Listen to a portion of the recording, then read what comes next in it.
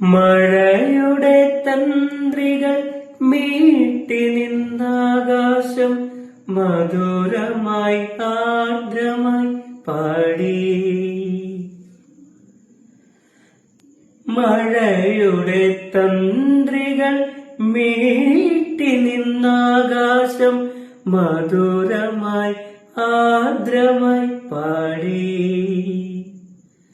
അറിയാത്ത കന്യതൻ നേർക്കെഴും ഗന്ധർവ പ്രണയത്തിൻ സംഗീതം പോലെ പുഴപാടി തീരത്തെ പുളപാടി പൂവള്ളി കുടിലിലെ കുയിലുകൾ പാടി.